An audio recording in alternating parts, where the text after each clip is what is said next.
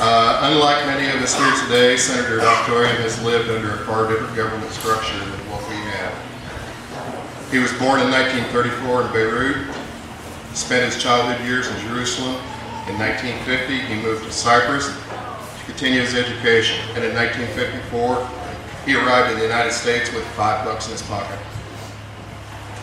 That near penniless start didn't hinder a young man. He had an extensive teaching career in several local schools, the Moberly Area Community College. He entered politics in 1977. He served 35 years as minister of the Plevna Christian Church. He's a life endowment member of the NRA. He served as president of the Macon County Gun Owners Association. During his Senate tenure from 77 through 91, he served on several committees including agriculture, conservation and parks, criminal jurisprudence, education, and a number of other facilities. A couple of awards that Mr. Doctorian is very proud of.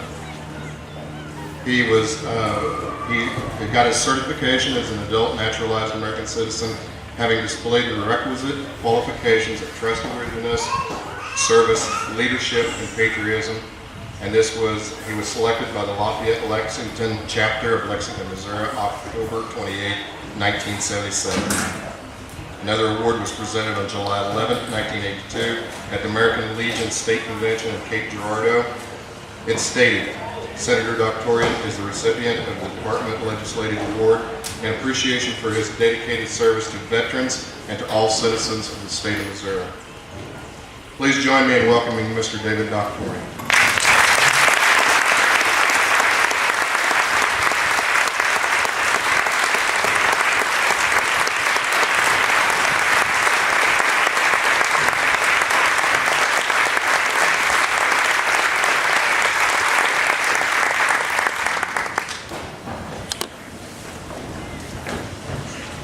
I'm honored to be part of this special event, and I do hope and pray that it will continue every year to get bigger and better, stronger. Don't give up. You start small and grow instead of start big and fizzle out. Right. I was asked to speak primarily about our founding fathers, and in this case, I'm referring to, of course, those who signed the Declaration of Independence. I taught the Constitution for a number of years, American government for a number of years. American history was a major field over the years. But every time I come to this declaration, I want to make sure that we understand those who signed the Declaration were considered rebels and traitors by the King George III. They were ever captured, they will be hanged. Yet they were willing to sign their names. In fact, John Hancock, if you ever see the Constitution, the Declaration of Independence, wrote with big letters his name. He was the president of the Continental Congress that voted the Declaration of Independence. He said, I want to sign it big so the king can read without his glasses. He wasn't afraid, even though there was a penalty, there was a price on his head. So, in order to get us into that area of the Declaration, I want to read directly from the Declaration itself. And there's the reason why I'm reading this portion. We hold these truths to be self-evident. All men are created equal, that they are endowed by the Creator with certain unalienable rights, that among these rights are life, liberty, and the pursuit of happiness. That's from John Locke, philosopher, who said, life, liberty, and property. Happiness, pursuit of happiness, to get the job, whatever you do, you want to do, to make a living. Then it said that to secure these rights, governments are instituted among men, deriving their just powers from the consent of the governed. That whenever, I want to emphasize this, whenever any form of government becomes destructive of these ends, it is the right of the people to alter or abolish. and to institute a new government. That's in the Declaration. It listed 29 causes why we should be different, separate from the British Empire. 29 causes or reasons.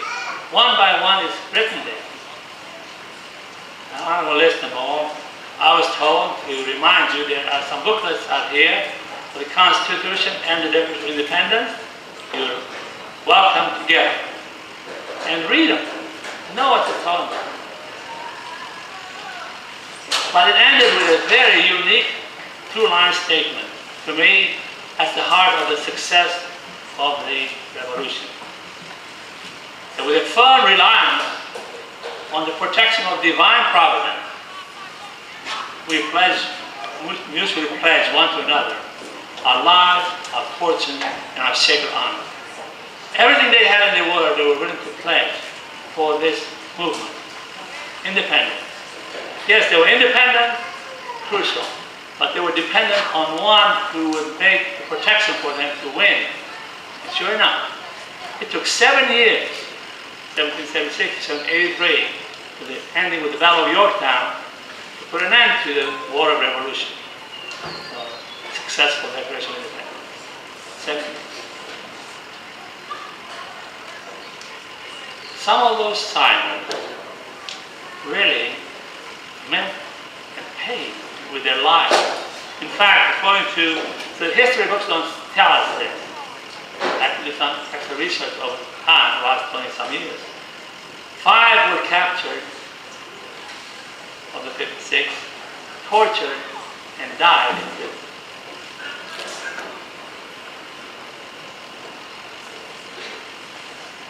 A number of them lost their lives. A number of them lost their property. Some lost their sons who were fighting the Revolutionary War. I have their names.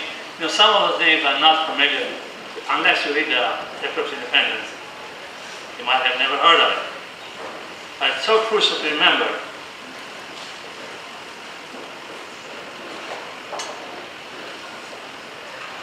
See, the king declared, as I said, they were rebels. They need to be hanged if they are captured. Our youngest daughter's in-laws came to visit us last weekend. They live in Middletown, New Jersey. And it's interesting because they live on what we call King's Highway. King's Highway. And what the story behind it had to do with this King George III was planning to land in New Jersey area, and that highway was built so that they can go all the way down from there to Trenton. But he never made it, of course. Never made it. Yeah, the King's Highway was still there, but the king never made it. When the Declaration of Independence was presented the first time by Richard Henry Lee of Virginia, the resolution, which is a statement that 8 members of the Continental Congress, referring to the colonies, joined, saying, yes, we support it. That was earlier in May. In June, when they met together, June 76, all 13 colonies were there represented, with 56 delegates, based on the number of people in each county, in each state or colony. They have from anywhere 7 to 9 down to 2, like Delaware and Rhode Island. But they all represented. And Benjamin Franklin said to them, listen, y'all, if we don't hang together, we'll be hanged separately. Because there was so much discussion as to, should we go with it? Did you know that 1/3 of the population didn't care about independence? 1/3 remained neutral, and 1/3 was pushing for independence. And of course, we do know that those who pushed for independence finally won. In the Continental Congress, Philadelphia, we visited. My wife and I were able to visit 2 years ago.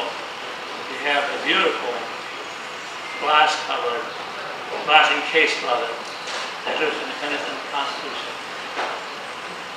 They met on July 1st and approved Richard Henry Lee's resolution. We all want independence.